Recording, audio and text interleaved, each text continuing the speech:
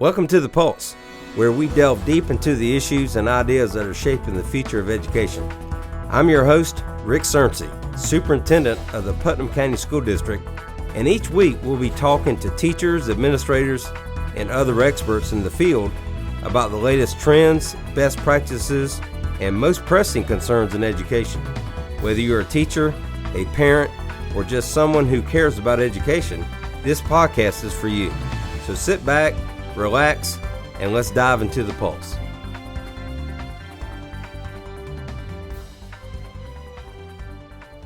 Hi, this is Rick Surrency. I'm the superintendent of the Putnam County School District, and I'm very excited. First of all, this is CTE month, or Career and Technical Education month, and so we happen to be here with three members of our district staff who work in our Career and Technical Education office, and our topic today is talking about work-based learning. And, you know, in recent years, there's been a major focus on students really looking at many of those careers as opposed to going to college. So our whole focus, at least in our department, in this department, is trying to, make students aware of what those opportunities are. And we have really reached out to our business community and also our parents to say, these are some high demand, high paid positions that we want to make you aware of. And of course, during the year, we have a career fair, and we do a number of things to try to highlight these. So welcome to all three of you. And Mandy, let's start over here. Just introduce yourself, say what your role is, and then we'll get started. I'm Amanda Burney. Some people call me Mandy. And I work in our CTE department, and my title is CTE Program Specialist. Basically, I work with all of our programs, and we just do what we need to do to get the job done. Perfect. Good to have you. And I'm Stacy Owens. I'm a data quality coordinator for the district, and I work in the CTE department, and I do a lot of data governance and policy enforcement, data control, those kind of things. And some of the things that are under my purview are work-based learning opportunities and compliance with that in CTE. Very good. Good to have you, Stacy. Thank you. And I'm Will Bergbower. I too work in the CTE department, and I'm the OJT coordinator for us. And basically what I do is I just kind of oversee our students and where they're working and kind of manage their school and work relationships. It's good to have you, Will. You go by Will, right? Yes, sir. And I know that's really exciting to see our students actually out there doing the job and having that real world experience. So I'm anxious to hear about that. So we're going to start off with Stacy. And Stacy, I know there's been a lot happening over the last few years. Right. With the state and so forth. So students and parents that are listening, I know it's really important for them to know some of those changes. So give us a little background. Yeah, so in recent years, the state, the Department of Education, has really put an emphasis on defining what work-based learning looks like in education and in the field of education. And so around that, they've established like certain criteria for students who can participate in work-based programs, and kind of made it an overreaching umbrella term so that so many different things will now fall under what's called work-based learning. A lot of the things that we've always been doing, like field trips, tours, on-the-job training where students leave school and go to work and go to a job, those are all now under work-based learning as a hierarchy, I guess you could say, with different levels of opportunities available to students. And that's changing all the time. It's really changed over the last few years where there's some mandates put in place about it being developmentally appropriate for the age group, and there being measurable skills that are learned. So, and the standards and different things with the curriculum have changed too. A lot of the new platforms that we engage with focus on career exploration for students to be able to learn about jobs. So we are really, gung-ho and kind of like we want to be on the cusp of making sure our students know what's available to them so that when they leave high school, they're not spending a whole lot of time trying to figure out what they like or what kind of jobs pay good money or how to determine if a career is in demand or what kind of academic achievements they'll need in order to get a job in that field. So there's a lot of work around that. And we've, luckily, we have Mandy, who is our coordinator in our department, who coordinates so many amazing things and has her feet on the ground at so many different levels and making sure that kids have immense opportunities. And she'll go into all those different things that they are exposed to. But that's really what our goal is with work-based learning as a whole, is to make sure that kids have opportunities so that they're not leaving school not having any idea what to do or where to go from there. And, and I appreciate you sharing that. And one other thing I want to point out, as parents are listening and even students, now we have adopted the senior high school concept. Yep. And the idea about having junior high on our campus is to be able to expose them or make them aware of these options early on, because you don't want to wait till you're in 9th or 10th grade to finally figure out what you might be wanting to go into. That's actually part of what the state kind of put out a timeline, so to speak, of how they see work-based learning as a spectrum. And it's really early exposure as the very first level, even in elementary. That's getting on products like we have Zello, where kids can get on and play games that teaches them about different careers and what the roles look like in those jobs. And then there's exploration, where they can get on other platforms and do all kind of different activities that go deeper into different career fields and clusters, which is defined at the federal level. A career cluster is defined at the federal level, which goes like it's technical, it's ag, it's those kind of things. But then it goes into the experience piece. So it's an ongoing trajectory of kids just learning continuously. And I think it's also important, and our business community is amazing. I mean, that we work so closely with them, our Chamber of Commerce, and all of our areas that have businesses really have worked closely with us, and we want to continue reaching out to them. And I know Will give some examples of some, where students are working with some of our businesses, but we certainly want to make businesses aware of what we are doing, because it's a two-way street. We are training future employees of For them. sure. So, Mandy, tell us some of those options are out there, and what are some things that you're doing as far as your coordination? So one of the things that I think is most important for our students is that they have as many opportunities as they can to see what's out there, understand what it is, understand what it takes to get there, all of the available options that are out there. When I think about health science, that's not just about being a nurse. It could be a wide range of career areas. So we do a lot of things like organizing. Some classes are built for, like the OJT class, and our health science classes have clinical experiences, so they're built into that curriculum. But then other classes, we also try to supplement with other activities, and a lot of times our business partners are very involved in that. We do have a small internship type program. We've partnered with the clerk of court, where interns come there. We have some that we just advertise to students. The hospital does a big internship program in the summer. Beck Automotive does an internship program. The city of Palatka.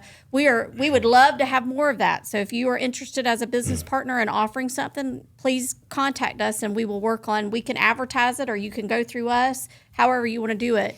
Another thing that I have tried really hard is to bring in guest speakers. And a lot of our teachers are very proactive about this.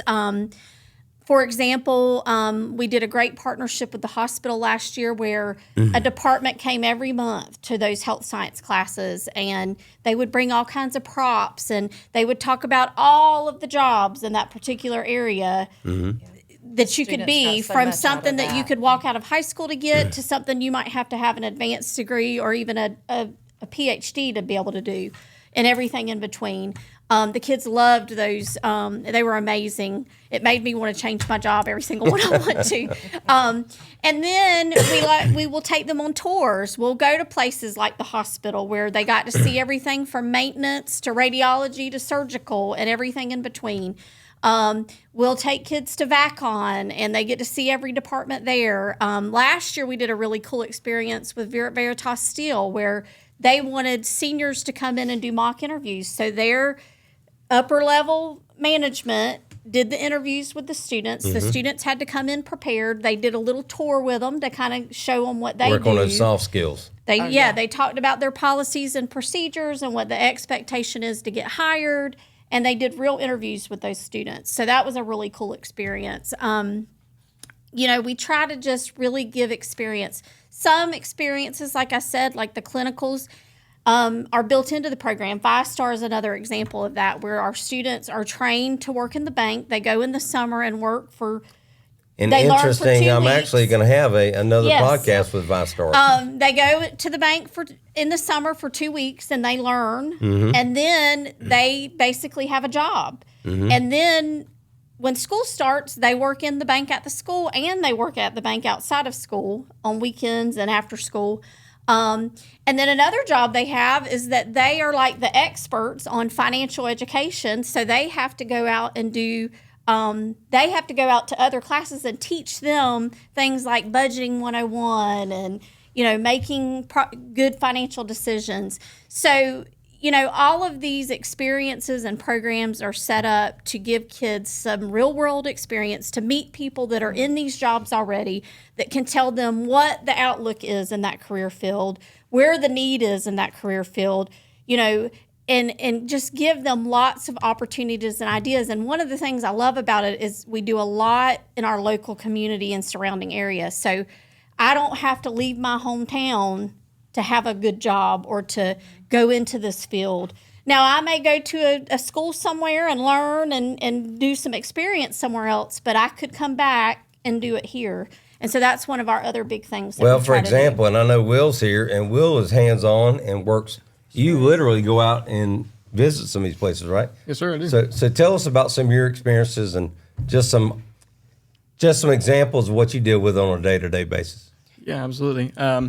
So one of the big things that we do is we make sure that students have jobs. If students don't have jobs, we can help place them with jobs. We can do that in a bunch of different ways. We'll go out, we'll talk to businesses. You'd be surprised at how many businesses are contacting me daily or weekly or whatever it is, saying, hey, do you have students? We're looking for students. So we have all kinds of just support from the community.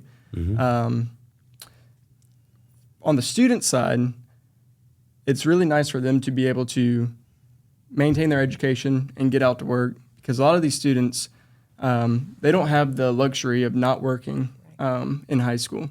They got bills to pay, cell phones, they want to go out with their friends, so it's nice for them to be able to get their education, have time built into their day where they can go and they can earn some money to spend on whatever their needs are.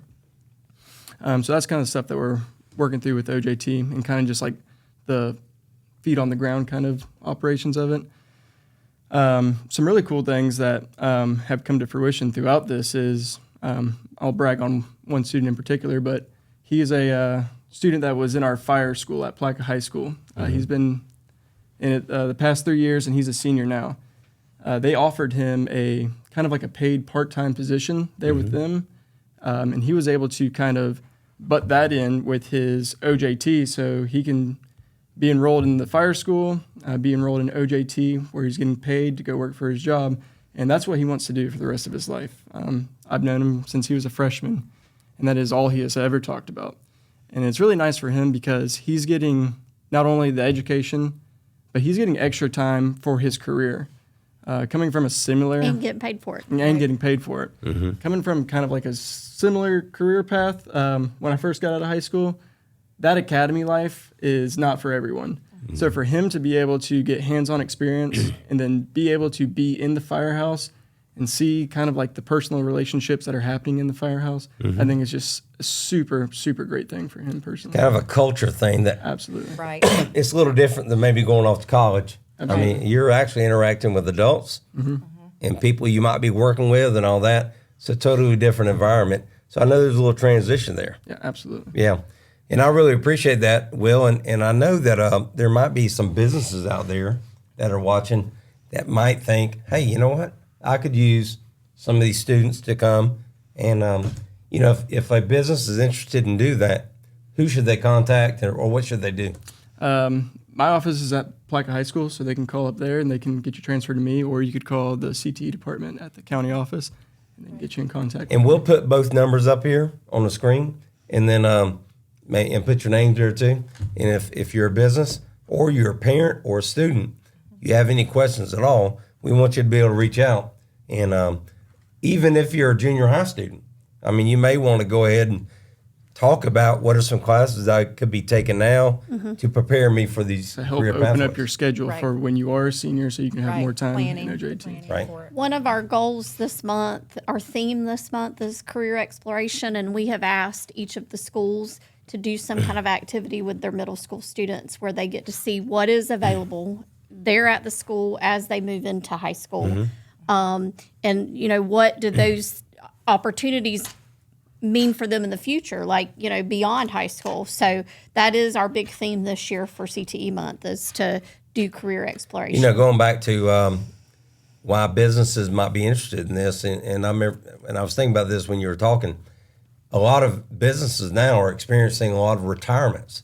Putnam County School District has a lot of people retiring, and I actually had GP reach out to me years ago and said we need a program where y'all can help train like our millwrights, and of course that became our advanced manufacturing. But again, there's a need, and they need that pipeline workforce coming in. So again, we want to be a source of employees, highly trained employees, and giving them a start while they're in high school, I think is advantageous for both. And here's the thing, we're all homegrown. Every one of us is homegrown. We all grew up here, went to school here. And, you know, I think that's what a lot of employers in town are looking for. They want homegrown kids that they know want to stay in Placa or want to come back to Placa and live here, build a family here, and be good, long employees that will work at GP or somewhere similar for a long time. To build that workforce. And we do that too in our school district. We have our novice teacher mentor program. We want people who we know plan on staying. They have ties. They has ties here. There's a lot of research around really investing in people at a younger age and how much companies can get out of having students come to work for them during high school, staying with them, getting the skills that they need, and promoting from within. I mean, it's a win-win for students and for businesses. You know, we hear a lot about certain generations will go to work. I'm not saying which generation will work, and then they'll job hop. They don't like it, they'll go to another job, and they'll go to another job. We want to provide students with a career, and we want them, we want you to feel like if you need to move on to a better job, that's fine, but we want you to be sure that when you go into something, you have researched it and you know all the ins and outs and not job hop. So, Absolutely. It brings stability to their life, and we all know that, that's a good thing. That's Absolutely. a positive thing. So as we wrap up talking about work-based learning, any final thoughts, anything that, and I want to have future conversations, we might even bring in the future, a business or bring in some students. And I would love to hear some of the students talk about this too. That would be a really great thing to do, I think. Yeah, and Will's probably got some. I got some in mind. We could bring them in and share their experiences. So any closing thoughts before we check out today? Just be on the lookout for more good things. We're growing. Our school district is growing. Our department is growing, and we're always looking for new opportunities. And like you had mentioned before, if any businesses are interested in those opportunities, just please reach out. We have an advisory board that we'd love to add more members to. There's an opportunity there too to be involved in some decision-making things, so that would be And there's a great. wide variety of ways that businesses can be involved. There's not just one specific way. So, usually when I talk to businesses, I'll share all the different ways that you can do this and you can do this. And if you want to do this, The need is there. Now on our website, our career and technical education department does have some information about that, right? And of course, Facebook page. Y'all are always putting stuff out on Facebook. Yep. So, but again, we're going to put that information on the screen. Okay. And we want to hear from people. And there's not a dumb question. Ask as many questions as you can. We want to make sure our kids have opportunities we want to make sure our businesses have highly trained employees. So thank you all for being here. I think I've learned a lot today. And we hopefully we'll see the same group back with some additions and, continue the conversations. Thank you for being here.